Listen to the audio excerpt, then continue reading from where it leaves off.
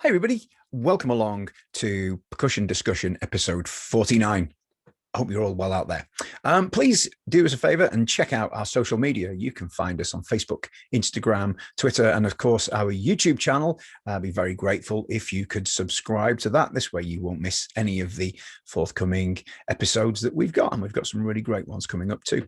If you'd rather hear your interviews on the go, then you can find all of our conversations in podcast form on Apple Podcasts or on Spotify.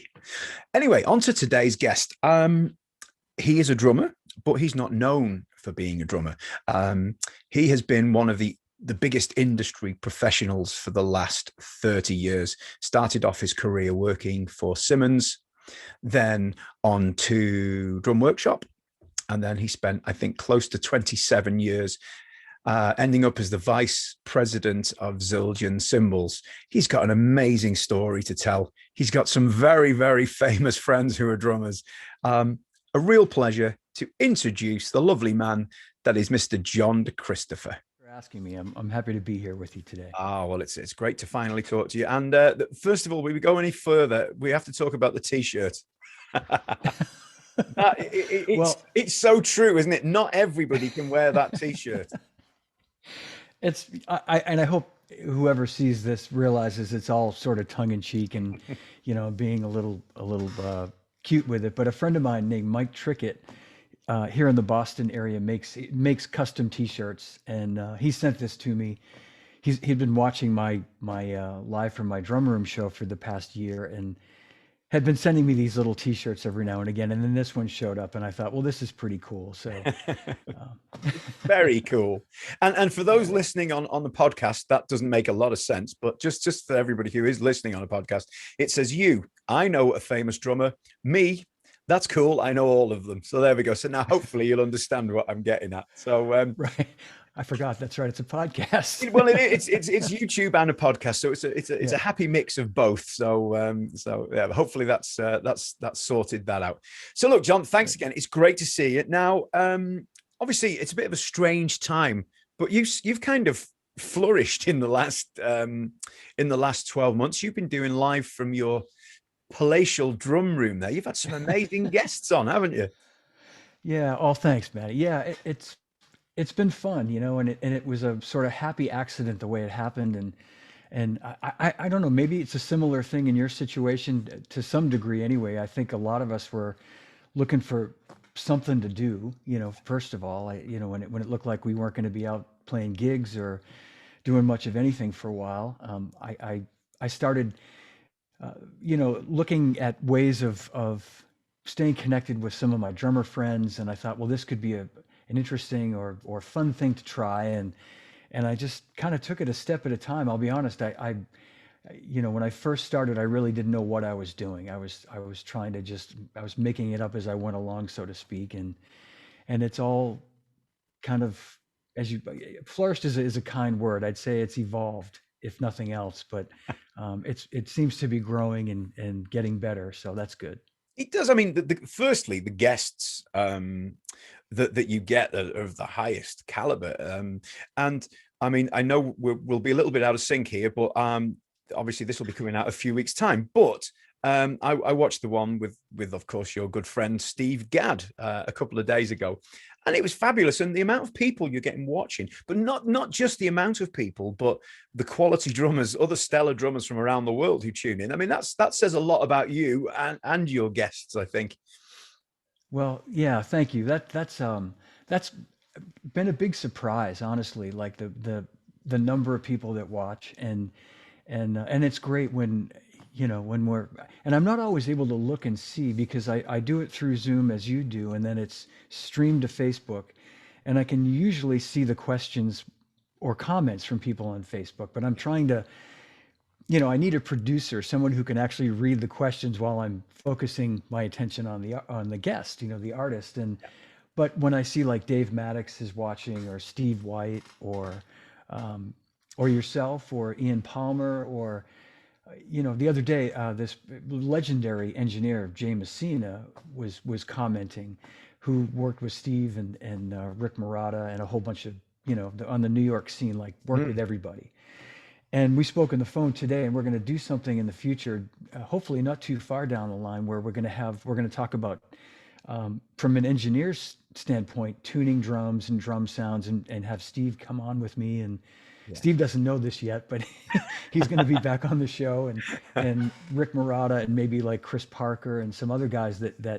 Jay has worked with. So, but to your point, it's been really, flattering and an honor to see, heroes of mine guys that I know that are friends, but I wouldn't expect to be watching this, like Joe Vitale and, just some I've seen really Jeremy fabulous Jeremy drummers. Stacey's popped up a few times, I noticed as well, Yeah, Jeremy's popped up a bunch of times. He's going to be my guest this Friday, which I know by the time this is aired will have already happened. But this Friday, the 28th of May, Jeremy's going to be my guest, and Yeah.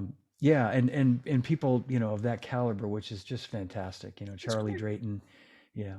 I mean, it's a real event now. People kind of look forward to these, and I genuinely think people put it in their diary almost. Like, I must watch that one, and it's great. These things have really helped the drum community, and I think not just people like myself, but the actual the mega stars of the drum world. I think they enjoy it. I think so. I think Hope so so. too, and I think, yeah, I was explaining to somebody recently. I was sort of communicating with them through the internet about it, and I was trying to convey that when I do these, I try to make them really less of an interview, but more of a conversation. And I try to be, I guess you could say, selective in terms of the people that I'm having on the show, or people that I know Hmm. well, or at least well enough that I can have a conversation that doesn't have to be a scripted. Hmm. I don't have to look them up on Wikipedia to understand or learn who they are, and so that enables it to be a much more like what we're having right now, much more of a conversation, and less of an interview. I guess part of that is this person was saying, well, you were injecting yourself a lot into the conversation, and I said, well, I probably sounded defensive. I said, well, it was, or sorry, injecting myself into the interview. And I said, Yeah. it's really more of a conversation than an interview. It's just two guys talking. So, Yeah. um, Well, the thing is, that's, yeah. you're a big part of these guys' stories as well, though. From over the years, you might play that down, but it's the truth, isn't it? I'm sure we'll get into the roles you've had over the years, but you've been a big part of these guys' lives, so why shouldn't you? Well, yeah, thank you. I suppose so, and maybe this person didn't, I shouldn't say didn't know that. Maybe he didn't realize that my connection to a lot of these guys it's a lot deeper than a guy that has a show on Facebook Live Hmm. where he has drummers come on. I mean, like, and to your point, I mean, Steve Gadd is an example of someone that, he thrives when we do these types of things. He thrives on the back and forth. Yeah. He really does. I mean, it would have been, I think Steve would have been kind of saying to me, hey, John, what's going on? Why are you being so quiet? So there is a certain amount of that that's, I think, as you know, that's necessary to sort of keep things moving too. Yeah, absolutely. It did amuse me with the fact that he'd forgotten that you'd titled his new book, and totally I was actually cleaning some drums in here and tuning some things up, and I nearly spilt everything I was doing at that point. But never mind. No, I just on that, if anyone saw that and then they're watching this, I just want them to know that was all it. Anybody who knows me knows it was all in fun. It was me razzing Steve a little bit. It had nothing. It wasn't me trying to get any sort of credit for anything like that. It was really just more. I expected him to say, when we have this sort of back and forth routine that we do, or he'll say, well, Johnny, who gave you that idea to do that? And I'll say, well, Steve, you told me I should try that using this particular, you know, snare drum head or something. You know what I mean? So when I said, well, that's a great title, I wonder who came up with that title. And I kept waiting for him to say, you came up with it. So, that's why I finally had to, reel it in. That was a lovely moment, I have to say. But anyway, look, let's go back a little bit, if you don't mind, John. Sure. Where did the love of drums come from? Where did that all start? Oh man. Well, I probably am going to say what a million other people have told you, but I didn't see Ringo with the Beatles on the Ed Sullivan Show. I was a little bit young. Just I Hmm. was only about 3 years old at that point. But not long after that, I mean, it was certainly seeing the Beatles and the Rolling Stones and bands like that on TV, and the fact that in the '60s, music was it had just Beatlemania and the British invasion here in the States exploded the whole scene here. I mean, it was music was everywhere, and um, I had I have two older siblings, and they were playing, you know, Beatles and Rolling Stones and all that music when I was a kid. So I guess by the time I was about 10 or, and also I shouldn't leave out the fact that the TV show The Monkees, Yeah. which we know they didn't actually, now we know they didn't play their instruments at the time. I didn't know that, but in the mid 1960s, that show was on TV every week, and that was a huge influence to see Mm. these long-haired rock and roll guys. But by the time I was about 10 or 11, I was very interested in music, and by about 11, I was really serious about like wanting to play the drums, and it sort of happened from there. It just evolved. I bought some drumsticks, and I started really paying attention. I didn't take drum lessons. I started really listening to music more intently to the drums, and trying to learn the parts, um, and it just kind of happened from there. Yeah, it's an addiction, isn't it? Once it gets under the skin, it's yeah, Yeah, can't there's shake no it off. turning back. Yeah. So did you, I mean, were you did you straight into bands and what have you, or did you have some education on drums first, or was it straight into? Well, I know I started playing with just a snare drum that my best friend, my next door neighbor, Mike Mahoney, gave me, a snare drum that he had in his basement that he had stopped playing, and I had that for a few months until my dad bought me my first sort of beginner drum set. Yeah. And not long after that, I got in a band, but I hadn't taken any lessons. I had a local friend who was studying, and sort of set me straight on a few things, but I was just sort of off and running, playing to records, and once I got to playing with some other guys, I kind of felt like I could do it on my own. Mm. I was just we were just learning songs, and I was picking it up as I went along, so to speak. Mm. Yeah. So I guess you've done the whole gigging around all the clubs and all the usual things, same as everybody else.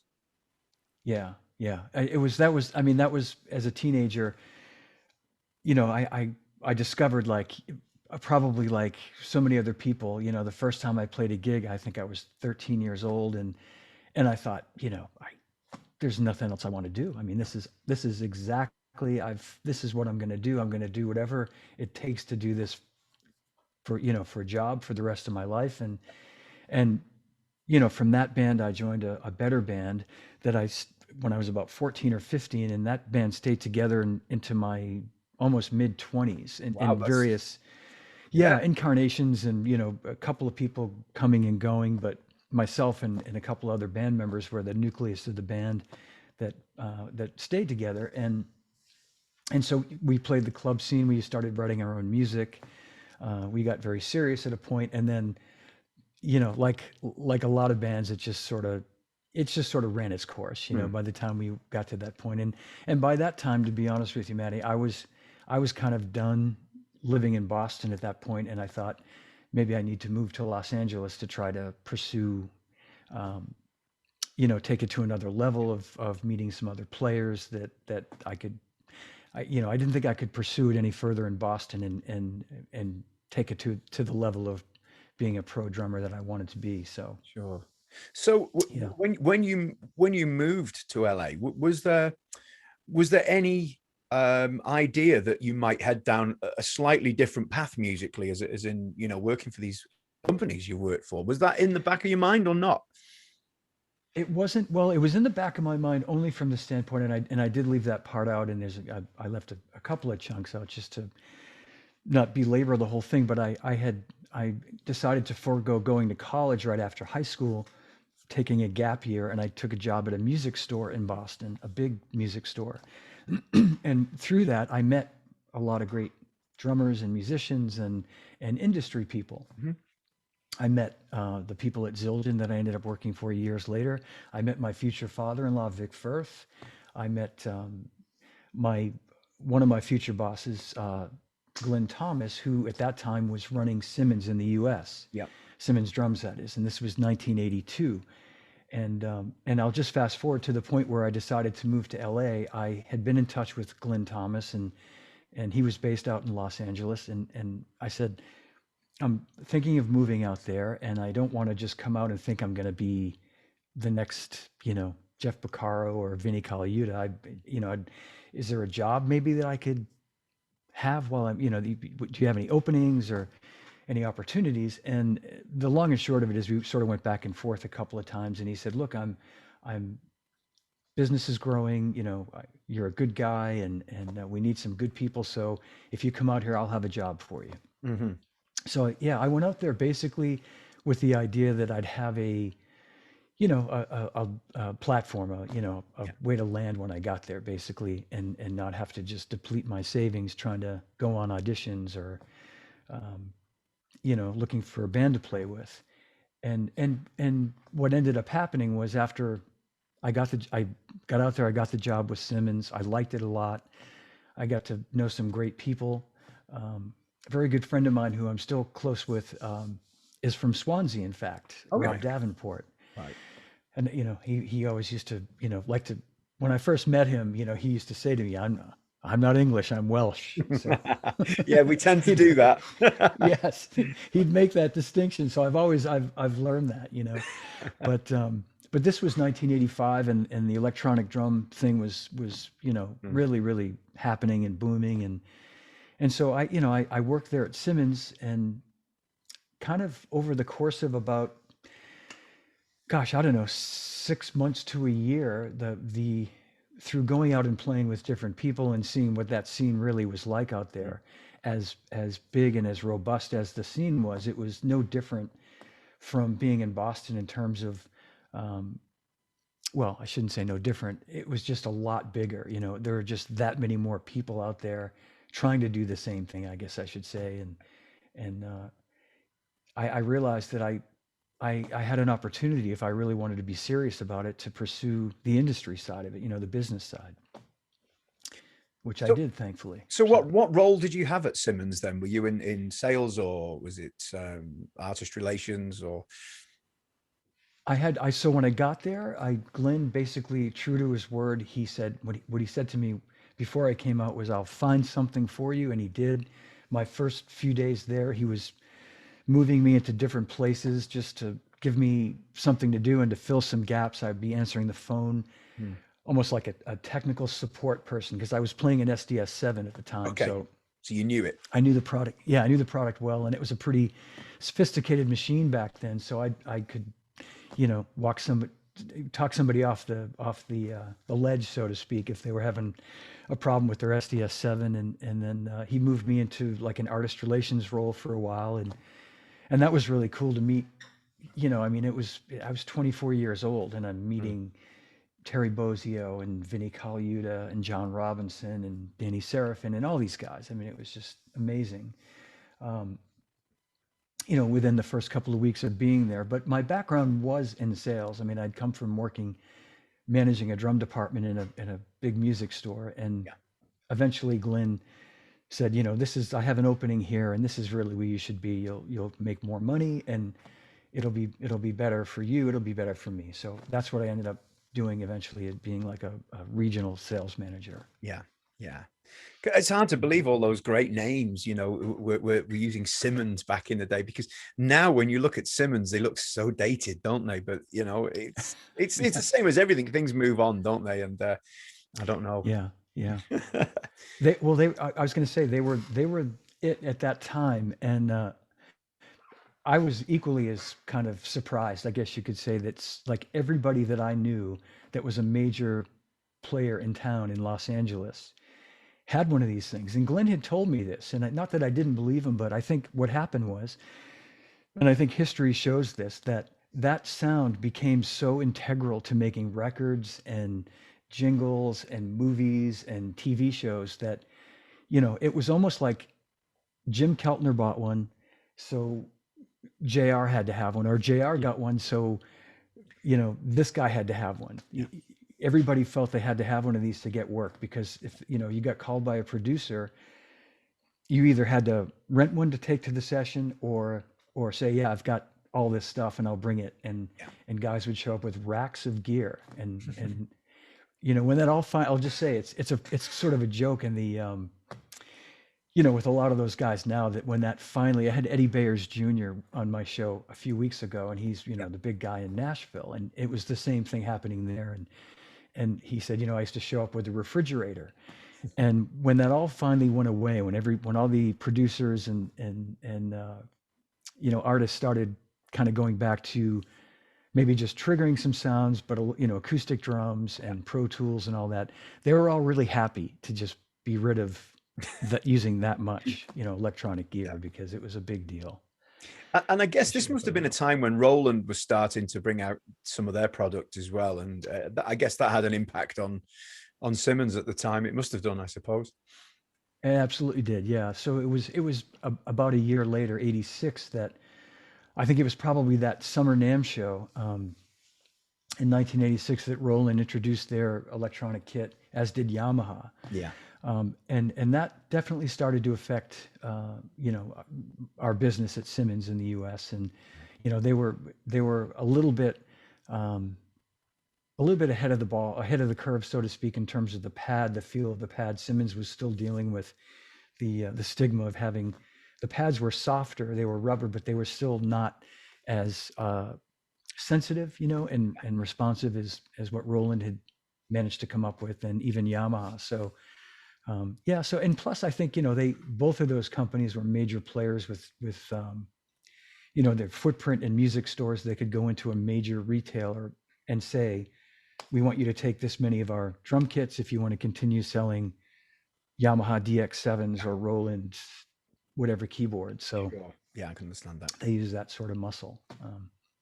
So, and what ended up happening, around that time, I was contacted by the president of Drum Workshop, Don Lombardi, who I'd met living in Los Angeles, and we'd sort of struck up a friendship. We'd see each other at clinics and around town, and I got a phone call one night, and it was right about the time that I was starting to think I probably needed to think about somewhere down the line making a move, because things were starting to get a little bit slower at Simmons. And we were expecting, my ex-wife and I were expecting my son to arrive. This was the fall of 1986. And yeah, so Don called and said, hey, I got your number from someone, and I'm looking at really kind of getting serious about making drums. They made sort of drum kits as a special one-off type thing for custom made kits for people, but they weren't really a drum company at that time. Sure. And he was looking for a person that could come in and do artist relations, that could sales, and kind of wear a bunch of different hats, and would I be interested in meeting with him. So I went up to his original location up in Newbury Park, California, which is just outside of Thousand Oaks. Mm-hmm. Small little spot. And I met after work one night. I went up there and met with him, and saw the facility, and I knew Don a little bit at that point. I didn't know him well, but I liked him, and I thought he was a great guy, and I could just see the passion. He's such a I don't know if you've met him or know him. I haven't. No, I haven't. Yeah, he's such a to this day, 35 years later, he's still this very unassuming, humble guy. And so we had a great conversation. We had dinner, and left it that I was going to think about it, and we spoke again a few more times, and we basically worked it out, and I ended up going to work for him in November of 1986. So it's quite a thing, because you kind of at the very, very beginning of Drum Workshop as we know it today, and that must be, you must look back and think, wow, yeah, that's pretty cool. Because I mean, it's it's a huge brand, isn't it? Let's be honest, it's worldwide. It's incredible to see what they've done, and it was, and I left out the part that what Don's plan was to he wanted me there, ahead of the launch of DW drums, which was January 1987. So he wanted me sort of in place Yeah. so that we could, in January, we'd have a program and we'd have, we already had sort of a dealer base, but we were selling through distributors with the hardware mostly. But he wanted someone that could kind of, get their arms around, the dealer base and sales and all that stuff. So, yeah, it really was, and it was just Don, John Good, and myself in the beginning. Um, Don's son Chris, who now pretty much runs the company, came to work that following summer of '87 when he graduated from high school. But and then he, through the years, has moved, sort of evolved within the company. But it's funny to think Chris, Chris sort of worked for me when he came. I needed some help there, and now we joke about that now, but, and Don likes to kid me whenever I see him, at NAMM shows or whatever. He'll say, yeah, the best thing that you ever did was leave because our business just exploded once you left. So I was happy to do that for him. I was happy to leave so that his business so his company could be so successful. Well, and it certainly has been. It's, a real success story, Yeah. but still nice to know that you were, a 3-man team, Yeah. and to what it is these days. It's just, I think it's fabulous. I really do. Yeah, I am proud of that, and I was just going to say I tend to not really talk about that enough. Simmons was sort of like the beginning that certainly that the stepping stone that got me into the industry. But working for Don, I learned so much from him, and about drums from John Good, and just being around those guys, and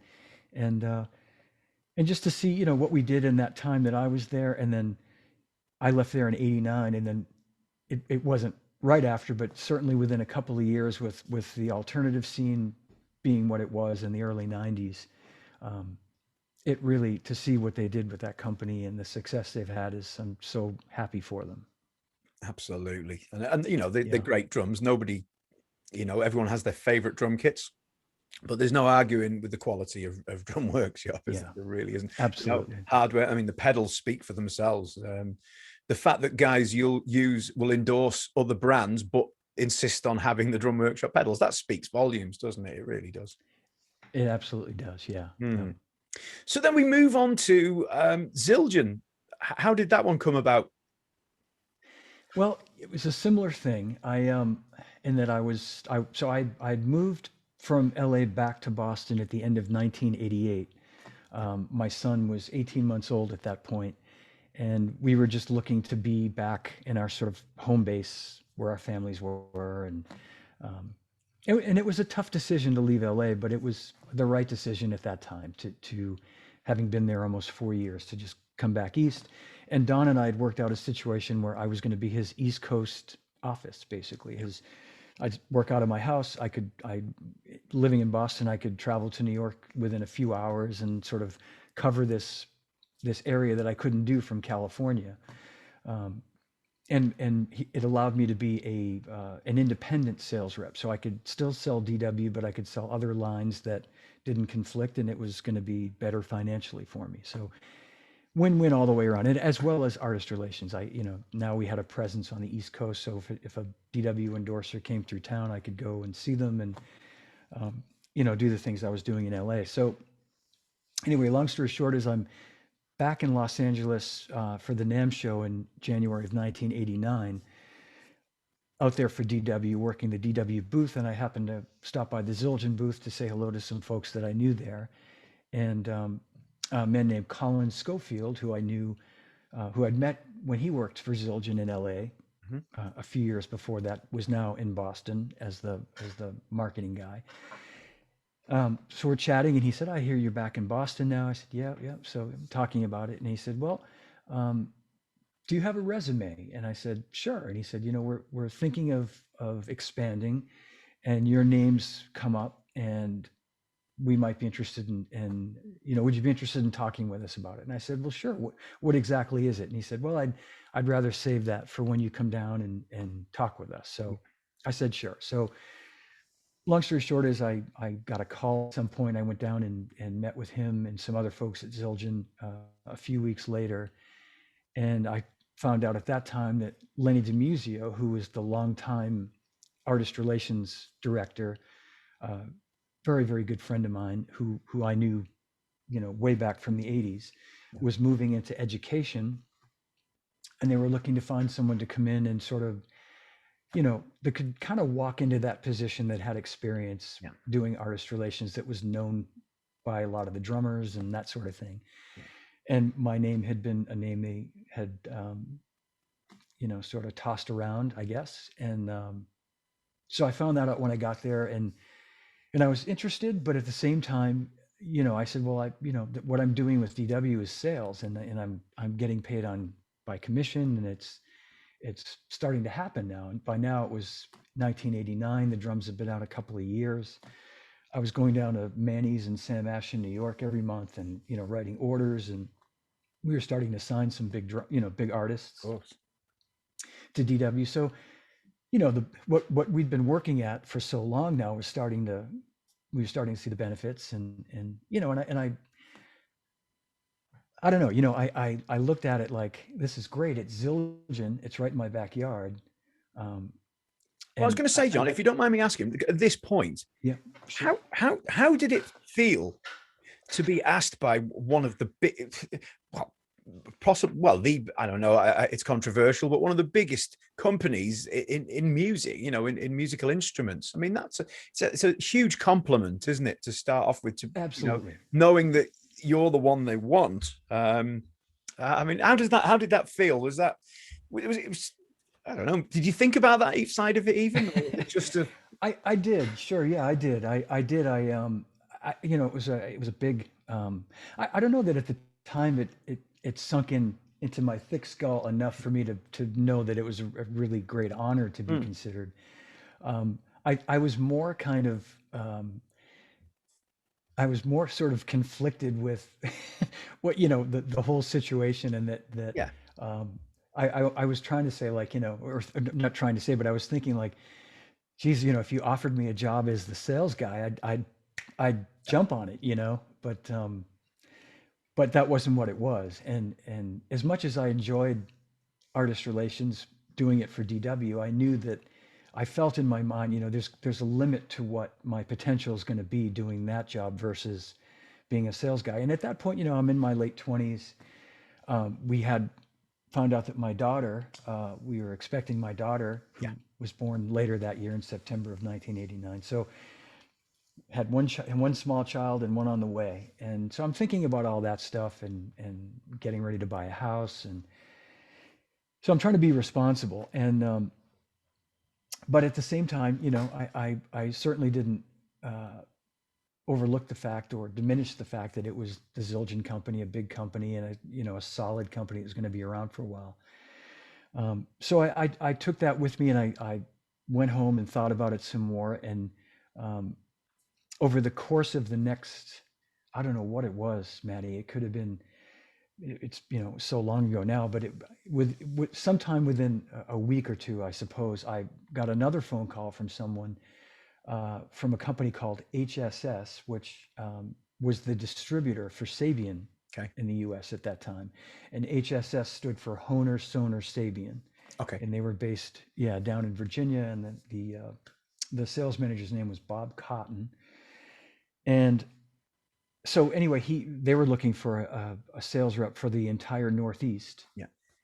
Which is what I was doing with DW. So we're chatting, and he said, your name's been thrown into the hat. Are you interested in, I'm going to be coming up to interview people, or is that something you'd be interested in doing? And I said, yeah, I have DW. And he said, yep, I heard that. I understand you have DW. So, if we do offer you this job, you'd have to resign the line. You'd have to resign the DW line. And I said, gee, isn't there a way we could work something out if I don't sell Soner, but I sell Sabian and Hohner? I said, I've been with DW over 2 years, and I've put a lot of my own, sweat equity into building this brand. I mean, I've been the sole sort of salesman here, and and this was the early stages. I was putting the cart way before the horse, but he basically said, well, no, look, that's not negotiable. If we offer you the job, and you want the job, then you can't sell DW drums. So that was a drag. And I thought, okay. But he said, you'd be making so much money, it wouldn't matter. You'd be selling lots of Sabian cymbals. I wouldn't be selling probably a lot of Sonar drums, but all things considered, the balance would be in even my up. favor. Yeah. It would even up. Yeah. So, and I didn't dispute that, to be honest with you, Manny. I didn't dispute that I'd come out ahead, but I certainly didn't want to just walk away from DW at that point. So, at some point I got another call to come back down to Zildjian to meet with them for sort of another round of interviews, which I did do. And that went well. I met with Armin Zildjian, who I had met before, but I didn't know.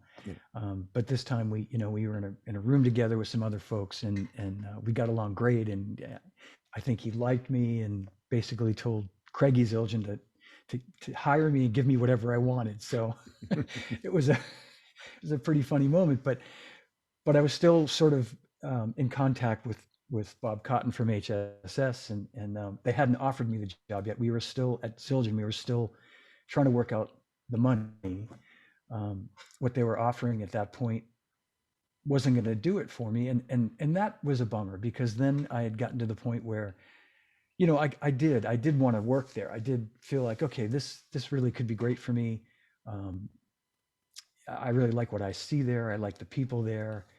I know a lot of the endorsers that I'd be working with. But we were still a little ways away from what I knew my potential would be with, even forget 5 years from now, a year from now at DW, I know I'm going to be doing this. And I don't want to just take a job for this much money right now and regret it and think that you know what I mean? Totally.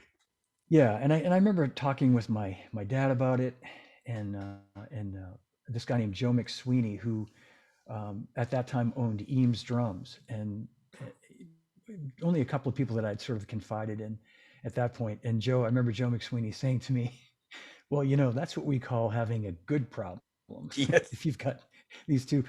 But so I'm making this long story even longer, but I did eventually talk to Don Lombardi about it. And I said, Don, I have to just tell you what's going on. And I said, I've been talking to Zildjian, and there's this job that they're sort of offering, and then HSS has an opening, and the sales manager is going to be coming up in a couple of weeks to interview, and I'm sort of on the short list for people for that. But in that situation, I'd have to, if I did take that job, I'd have to give up DW.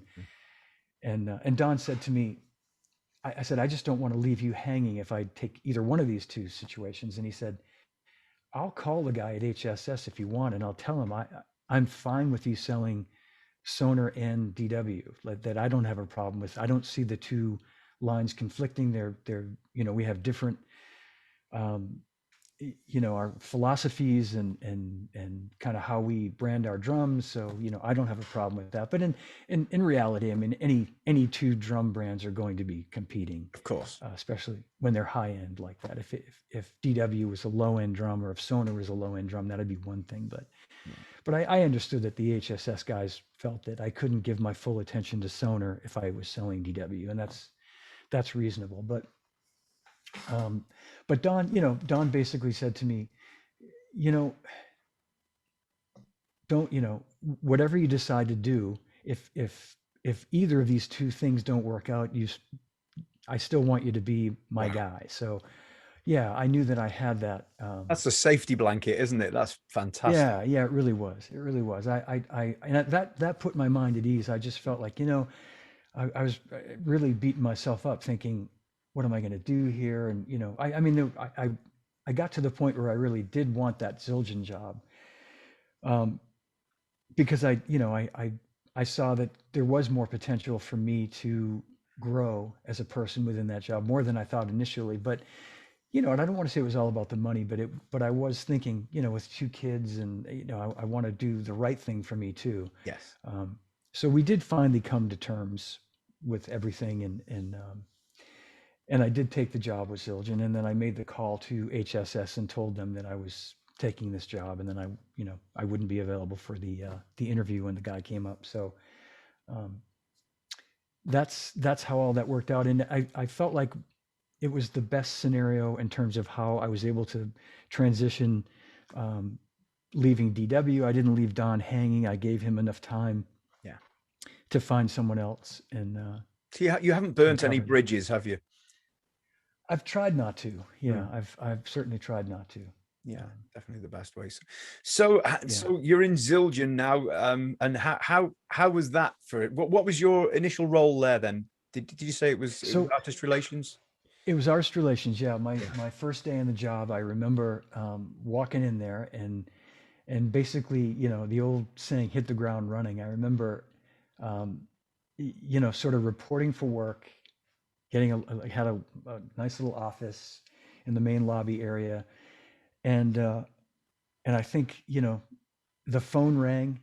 It was an artist, and maybe even someone I didn't know, and I remember just someone saying, "Take it," like okay, you're on. You know what I mean? There wasn't any sort of you know easing me into it basically, and but I do remember, I wish I could remember more of the specifics, but I do remember like my first day there, just by the end of the day feeling like I'd worked there for a month, because I just felt that much more familiar with just talking to people, going down to the shipping department, and maybe if I had to ship something out, or picking a symbol out for someone, arranging a visit, whatever the case may be, telling someone, send me your promo package and I'll review it and we'll get back to you. And all the things I'd done before with Drum Workshop and to some degree with Simmons, but um, it felt pretty natural pretty quickly, I think, just by virtue of how busy it was, Yeah. if you know what I mean. And I'm sure you've experienced that too, when you're that busy and you don't have much time to think about things. um, you really just you learn really quickly. It happens really fast. Does it? Did So it? Does it feel? I mean, it sounds like an amazing job, and I'm sure to anybody watching and listening, they'll think, "Wow, that just sounds really cool." Does it? Does it feel like work, or is it an enjoyable experience in artist relations? Because you're dealing with what could be some mega stars, obviously some lesser known drummers, but you know you're kind of in the thick of it there. yeah, Does it seem like work? I don't know. it does. It absolutely does. Mm. And I think because I had done it before, I went into it with way less of a, or I should say, with much more of a managed expectations, or maybe that's not even the right way to say it, but um, I sort of had a better idea of what I was getting into than maybe someone who had never done it, Mm. who would come into it thinking it's all fun. Yeah. And then there's that reality, that sort of whack in the head one day when you realize this isn't all fun. It really is work. But I went in there knowing that, and I should also say, Maddie, that when I started working there, it was in May of 1989, and the sort of the summer concert season was just gearing up, and there still is a venue about 30 miles away, like a shed. And at that time, this place was going like 7 nights a week with bands. Yeah. And God is my witness, I was there probably 6 nights right after work every night. Yeah. And, by the end of that summer, I won't say I was fried, but I was certainly over the idea of going out to see a concert. It could be my favorite drummer and my favorite band, but I'd have traded that to be home, just Yeah. to be home that Yeah. night, just with my feet up. Sure. But that was the job, and I knew that. I knew that going in. But I will say, so when I started there, it was artist relations, and within a few months, Zildjian had just bought a drumstick factory in Alabama, Yeah. not long before that, and we were making some sticks there, and we were having some sticks made by Vader. Mhm. Um, which is a local company here in Massachusetts. And the idea was we're going to transition to everything being made at the stick factory in Alabama. And Armin Zildjian personally said to me, I want you to run it. I want you to run our drumstick business, Yeah. from the, product management, marketing side of it. as well as artist relations. So that became a huge part of my life in terms of designing drumsticks and trying to sign drumstick artists to give the drumstick brand like legitimacy, Yeah. from being just an offshoot of the cymbal business to like a real uh, bona fide Hmm.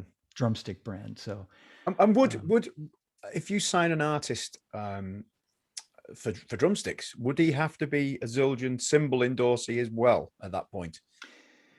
well, at that point, it sort of worked backwards initially, as you might expect. Most of the guys that I was signing early on were cymbal endorsers that might be looking to make a change, or in some cases maybe didn't even have a drumstick endorsement, as funny Hmm. as that might sound. Hmm. But back in the late 80s, not everybody had, it wasn't like today where, I mean, everybody has some sort of an endorsement with something. Yeah. It's kind of funny. But there were, I did in the early 90s in an effort to just sort of grow that. I say we as a company, but we tried to get a little creative and aggressive in terms of signing some people that weren't cymbal endorsers but played our sticks. Hmm. And we did have a handful of drummers that did do that. And I did get some resistance initially from the sort of, you know, the powers that be in terms of,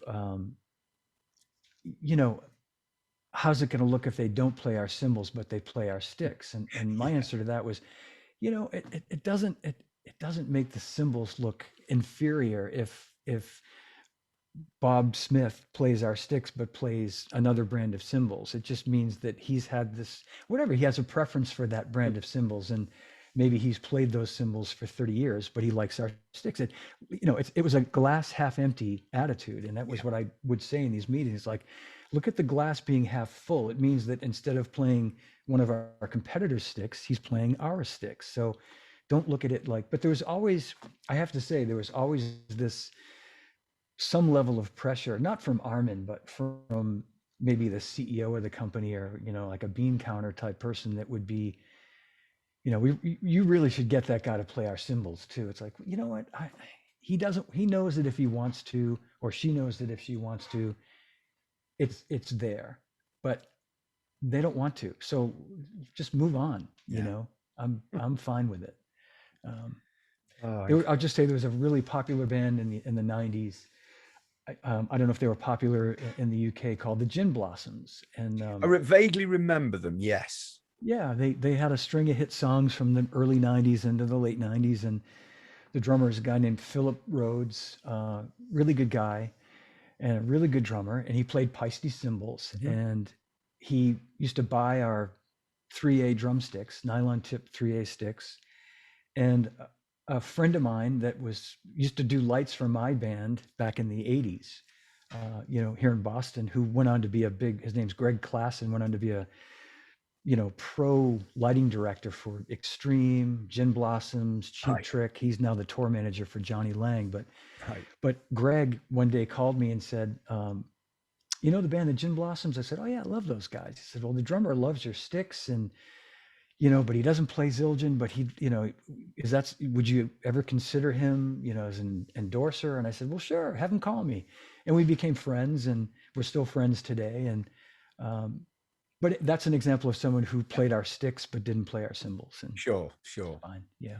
So then, how soon was it before you ended up as vice president? How does that kind of Yeah. um, well, change come along? Let's call it a change. It's a slight different role, isn't it? It was a bump. It was definitely a bump in Yeah. pay. Yeah. And the answer is, it didn't happen soon enough. No, I'm kidding.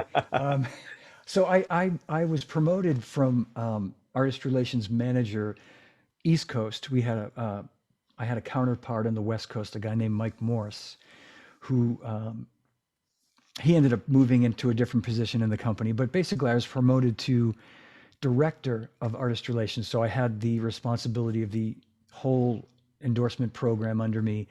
And I had a guy on the West Coast. I had another person working for me on the East Coast. And we had the office in London.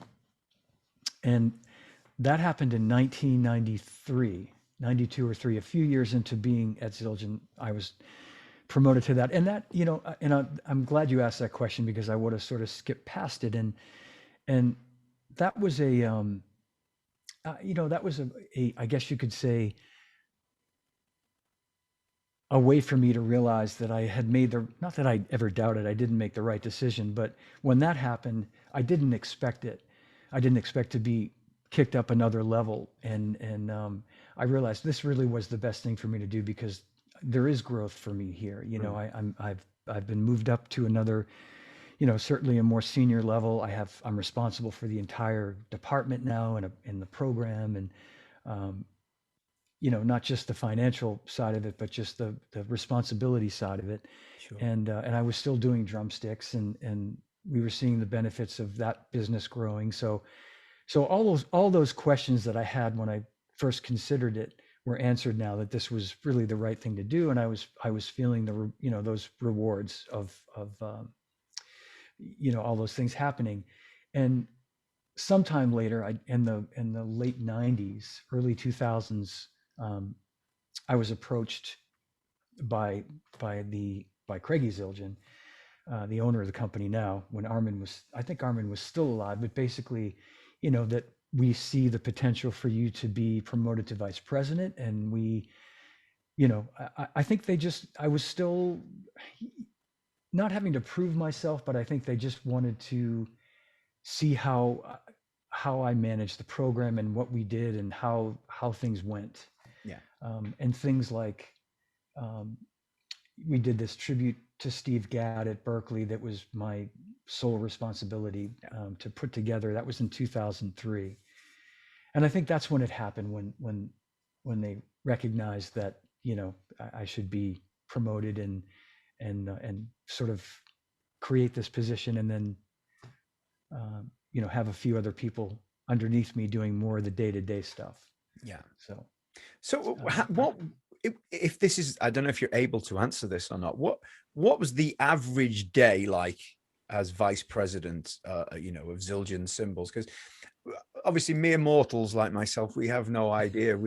I don't know, what was your role at that point as vice president? Well, it didn't change a real lot from what it was before. I mean, if anything, it was certainly more administrative work, which I guess you would think would be expected.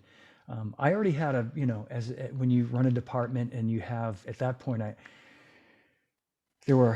trying to think of the number of people that I had 4 or 5 direct reports, and then people that reported to those people. So the department was pretty big at that point. And 3 different offices to sort of oversee. So there was like a lot of administrative work to deal with. And then I guess if nothing else, when I was promoted to vice president, that even increased a little bit more because there was more to do with making sure we're staying within our budgets, and maybe a little bit closer alignment with R&D and product development and the artists that we were using to help design products at that time. And there's a guy named Paul Francis. He's not there anymore, but Paul and I worked very closely with if we were going to have an artist involved in designing a product, I would be the sort of contact or liaison, and there was a certain business element that was involved in that would be negotiated or worked out, and those types of things. But at the same time, Maddie, I will say that what I didn't want to do, what I didn't want to have happen, but it did happen to some degree, was I didn't want to lose contact with artists. And I didn't, I had a lot of people when they found out that I'd been promoted to vice president say, well, so who do I talk to now? And in many cases I would say, well, you still talk to me. Don't worry about that. I mean, I'll do my best to always be accessible. If I'm not accessible, then there's other people here, but it doesn't mean that you can't talk to me now. I'm still going to come out to see you when you come through town. I'm still here. I'm in my office. I'm, still traveling. I'm still doing stuff. So I tried to still be as hands-on as I could be, but there were certainly more meetings. There was more interaction with marketing and you know attending meetings where we're talking about advertising and those types of things that can take up a lot of time in the Yeah. day. So more of the actual business side of it rather than Yeah. the hands-on product stuff, I guess. But, Yeah. And like, sort of at that time too, you don't think about websites so much these days. I mean, people still do have websites, but 20 years ago, there was no Facebook and there was no Instagram. So the emphasis was on the website. And, you know, I was writing a lot of the bios that we had for artists on on the website. And then some of them are still, I think, on there now, but I'd spend some days just at my computer, just, typing bios and, stuff like that might seem like it's below the pay grade of a vice president, but it made sense for me to do it because if I had a connection to this particular drummer, and I actually knew enough about him or her to do that, then it made sense for me to do it, to write their bio. So you see, I hear vice president and I see huge leather sofa, couch, whatever, cigar and a good scotch, just kind of, that's what I see. See, yeah, I did have a nice leather sofa. I did, but just no, not I know, cigar. yeah, you think of that sort of, I hate to say stuffy, but yeah, no, I hope I wasn't that. I didn't want to be that. I know at times, I probably came across that way as far as, when it came time to like have to save money, if I'm getting pressure Yeah, to, you know, you've got to yeah, we do what gotta you've got to cut do, back haven't on. you? Yeah, Yeah. exactly. Yeah, yeah. And John, were you responsible for the mission from Gadd tour that happened? Yes. Was that your Yeah. brainwave? That was my brainwave. The very first one we did in 2005 in the States, and we sort of expounded from there. But we did two of them in 2005, and then one in 2006, and then we just expanded from there and into Europe, as you know. Mm, But and it was those types of things that, as part of my artist relations job, it was event marketing um, yeah. and that was, I should have mentioned those were the kinds of things that I think Craigie and the Zildjian family sort of recognized as new and different ideas Yeah. that I was trying to take the company to, and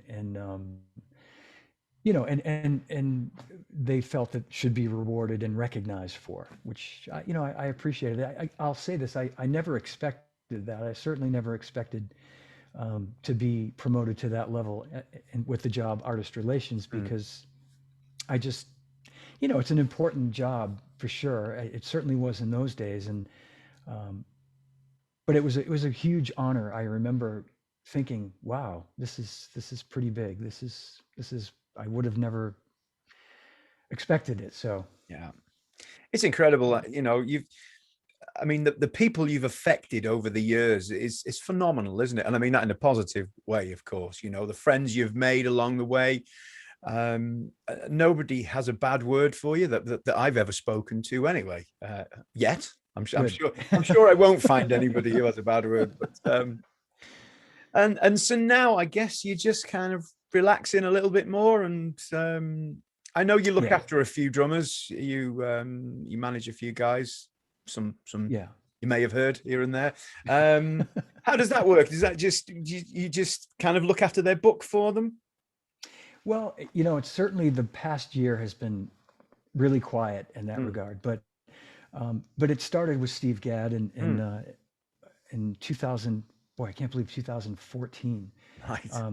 Just sort of helping him when he was getting ready to put out his Steve Gadd band record, just ahead of his 70th birthday, and we were coming up with some ideas and some designs for his CD cover, and in a lot of other business stuff that he has never wanted to deal with, that I used to take care of for him when I worked at Zildjian. And it's the idea of me, representing him was born at that point. Yeah. And when Peter Erskine found out, Peter said, well, I'd really love to have you, kind of take care of me, and this, someone that I can trust. And Peter was the same way, that we worked so closely together in all those years at Zildjian, that, we would do stuff, whether they'd be clinics or events, that they were always very seamless. And I think we both sort of took that for granted. Peter felt that, and it's no slight on the situation at Zildjian now, but I think what he felt was that, here's a guy that knows what I like, knows what I like to do, has a sense for what's a good situation and what's probably not a good situation for me. Because I would say to him, Peter, I got a call about this, and I don't know, I'm going to run it by you, but my feeling is it's maybe not going to, be in your wheelhouse. And he'd go, yeah, I think you're right. Let's pass, those kinds of things. And so Peter and my friend Rick Murata, who always has to get in on the action, and another very dear friend, Danny Seraphin, who I met when I first started at Simmons in '85. Danny was one of the first guys I met. He was still playing with Chicago at the time. Yeah, a longtime dear friend. So, but as I say, I mean, the past year, it's been, that part of it has been, needless to say, really quiet. And I've rediscovered, playing in a band again, and that had been going on up until the pandemic. And so I've got this full life between playing and our hobby of collecting old drums, you and me. Yeah, well, I think you've got a slightly few extra than I have. Your disease is, well, it's documented. Yeah, it's scary. It's also have two unbelievable grandchildren. I have a 6-year-old, soon to be 6-year-old granddaughter. She's 5, Fiona, and our grandson Dylan will be 3 next month. So it's like, it keeps us busy with just enough things to, never feel like we're bored. My wife and I, And why the vintage drums? I know my reasons. Do you have a particular reason for the vintage stuff? Yeah, I love the classic look of vintage drums, right down to, the look of some of the hardware that people hated in the 60s and 70s. I find so appealing. You know what I mean? It's I have these old, pardon my squeaky throne that I'm sitting on, which isn't vintage. These old Buck Rogers snare stands, that were made by a company in Massachusetts, Wahlberg and Auger. I have a bunch of these that I like to outfit my kits with. But to answer your question, it could be some of Charlie Watts rubbing off on me. And I say that not to toss his name out there, but I love his vibe, and I love his Charlie's whole thing is all about what's comfortable, and not changing just for the sake of changing. And if it's and I like that about this old drums and old hardware. I have a thing about vintage drums, that they've had a whole other life, maybe even a whole 2 other lives before you or I or whoever's got them have owned them. And nobody knows. And I've said this in a few of the chats I've had. Nobody knows where they've been, who's played them, what venues they've played in. And I like that. There's a bit of mystery about vintage drums, as well as having a great tone, and absolutely. I agree. That you said it perfectly, Maddie. And I think that, and I think there's just a personality to even like these drums that it's funny. I think old drums, Gretsch, whatever they might be, that are wrapped versus a lacquer finish, which is lacquer finish is a perceived much higher value, higher quality drum. I think there's so much character to these like 70s finishes, whether it's white marine pearl, or I have this peacock flame Gretsch kit that was kind of an oddball rarity. And I love what it, and I think a lot of it for me is it brings back my memories of being like a teenager in my early years of playing drums, and what I remember drums being like at that time, Sure. Yeah. I have a hard time. I don't think I can't remember the last time I bought new modern drums. I don't know. It doesn't even come into my mind to do something like that. It's how old is it? That's the first question I think I usually ask. Yeah, yeah. Look, John, thank you so much. It's been a real pleasure to chat to you. It really has. I know you're busy, so thank you for giving up your time so generously. It's appreciated. Oh, my pleasure. I appreciate you having me, and thank you for asking me to do this. And keep doing what you're doing, because I think what you're doing is great, and I really enjoy watching.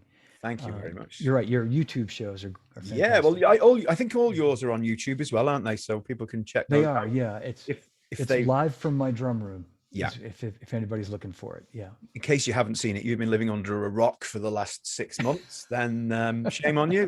Go and check it out and enjoy those as well. Look, John, thank you so much. It's been a pleasure. Thanks, Matty. Thank you very much. See you soon. Bye-bye.